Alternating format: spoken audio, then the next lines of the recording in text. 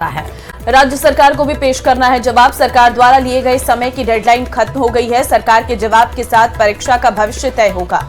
तो एसआई भर्ती परीक्षा को लेकर आज बेहद ही अहम दिन है, क्योंकि आज सरकार को भी अपना पक्ष रखना, अपना जवाब पेश करना है और सरकार के जवाब के बाद ही परीक्षा का भविष्य तय होगा कि आखिर ये परीक्षा जो कराई गई थी वो कंटिन्यू रहेगी या नहीं रहेगी, या फिर इस परीक्षा को रद्द कर दिया जाएगा। क्योंकि दो तरीके की आवाजें उठने लगी थी। एक तरफ परीक्षा को रद्द करने की मांग की जा रही थी, तो दूसरी तरफ वो परिजन जिनके बच्चे जो है चयनित होकर आए थे, जो इस वक्त ट्रेनिंग ले रहे हैं, उनके परिजनों का कहना था कि हमारे बच्चों के भविष्य के साथ एक बहुत बड़ा खिलवाड़ होगा अगर परीक्षा को रद्द कर दिया जाता है। ऐसे में आज सरकार के जवाब के साथ ही परीक्षा का भविष्य जो है वो तय हो जाएगा। तो आज का दिन बेहद ही अहम रहने वाला है। सरकार को जो डेडलाइन दी गई थी वो आज खत्म होने जा रही है और इसी के साथ सरकार अब जब जवाब रखेगी तो ये आगे नतीजा निकलेगा कि परीक्षा जो है कराई गई थी वो आगे जारी रहेगी या फिर उसे रद्द कर दिया जाता है। परीक्षा को लेकर आज हाई कोर्ट में ये अहम सुनवाई रहने वाली है।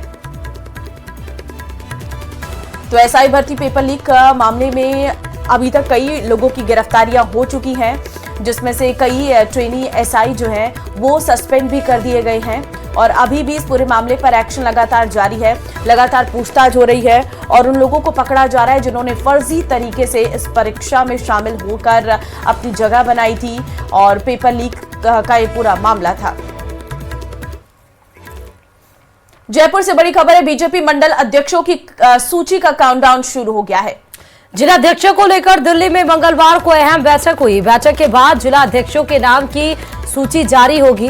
दरअसल अहम बैठक होनी है जिला अध्यक्षों की मंगलवार यानी कल बताया जा रहा है। काउंटडाउन शुरू हो चुका है। कौन होगा बीजेपी मंडल के अध्यक्ष, उनकी सूची अब लगभग तैयार हो रही है और इसके लिए ही काउंटडाउन शुरू हो चुका है। आपने देखा कि इसको लेकर मदन राठौर की तरफ से राजस्थान में भी एक बड़ी बैठक की गई थी, जिसमें बताया जा रहा था कि लिस्ट तैयार हो रहा है और साथ ही चुनाव के लिए भी कई सारी जिम्मेदारियां अलग अलग लोगों को दी गई हैं। अब मंडल अध्यक्ष को लेकर काउंटडाउन शुरू होने की बात कही जा रही है, जिसको लेकर दिल्ली में ये बड़ी बैठक होनी है, यानी कि कल मंगलवार को ये अहम बैठक होनी है 7 जनवरी को। बैठक के बाद से ही जिला अध्यक्षों के नाम की सूची जारी होगी। जिला अध्यक्ष बहुत ज्यादा महत्वपूर्ण पद होता है क्योंकि जिला की जिम्मेदारी उनके ऊपर होती है। उस जिले की उस जिले में कैसे क्या कुछ डेवलपमेंट हो रहा है, कैसे बीजेपी की लहर है, जो योजनाएं बनाई जा रही हैं, क्या उस जिले में पहुंच पा रही है, नहीं पहुंच पा रही है। जिला अध्यक्ष को हर एक चीज की उस जिले के बारे में बारीकी से खबर होती है, इसलिए जिला अध्यक्ष का जो पद होता है वो बहुत ही महत्वपूर्ण होता है और वो विश्वसनीय व्यक्ति भी होना चाहिए। तो बैठक के बाद ही पता हो पाएगा कि कौन से नाम ऐसे हैं जिनको जिम्मेदारी सौंपी गई है।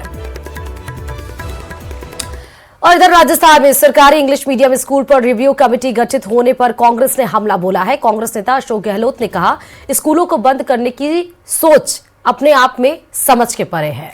वहीं अशोक गहलोत के बयान पर कैबिनेट मंत्री जोगाराम पटेल ने पलटवार किया। उन्होंने कहा है कि पूर्व सरकार ने आनन फानन में हिंदी मीडियम स्कूलों पर इंग्लिश स्कूलों का बोर्ड लटका दिया। वहीं उप मुख्यमंत्री प्रेमचंद बैरवा ने कहा है कि हमने समीक्षा कमेटी बनाई है। ये कुछ नहीं कर पाएंगे। वो स्कूल ने बंद करने का सोच जो है वो अपने आप में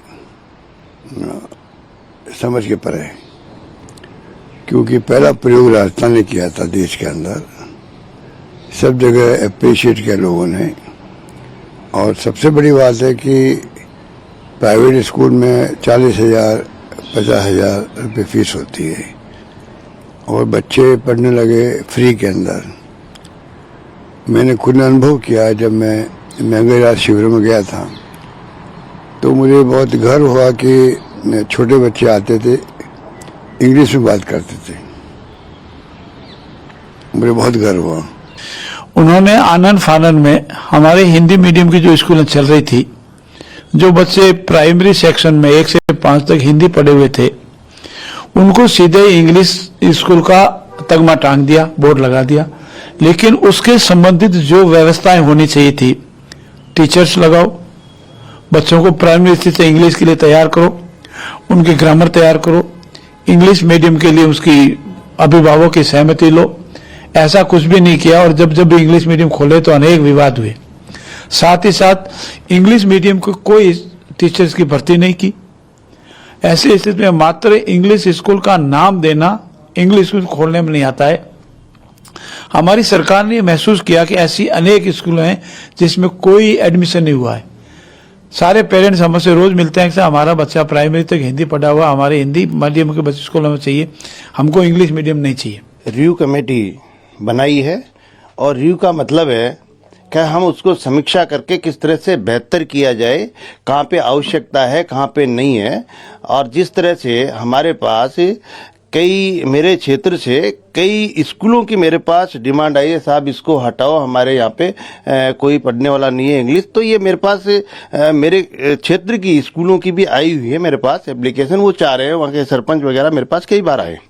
तो इसका मतलब ये नहीं है जिस तरह से इन्होंने इंग्लिश स्कूलें खोल दी, लेकिन क्या टीचर्स इंग्लिश के है हमारे पास अवेलेबल?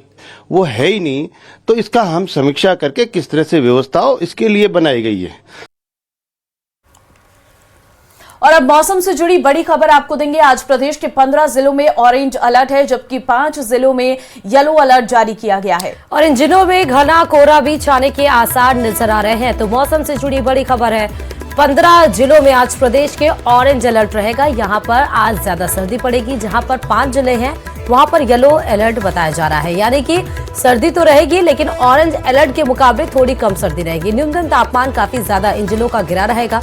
कड़ाके की सर्दी की वजह से आप देख ही रहे हैं कि घना कोहरा किस तरह से रोज छाया रहता है। विजिबिलिटी काफी ज्यादा कम रहती है, लोगों की दिनचर्या काफी ज्यादा प्रभावित हो रही है और सड़कों पर चलने वाली वाहन की रफ्तार भी धीमी हो चुकी है, जिस वजह से एक्सीडेंट्स की जो केसेस हैं वो भी आप देख रहे हैं कि ज्यादा बढ़ते चले जा रहे हैं। उस दरमियान 15 जिलों में जहां अलर्ट जारी किया गया ऑरेंज अलर्ट, तो वहीं कोल्ड वेव भी चलने के आसार नजर आ रहे हैं मौसम विभाग की तरफ से। और जिन 5 जिलों में 5 जिले ऐसे बताए जा रहे हैं जहां पर येलो अलर्ट जारी किया गया है।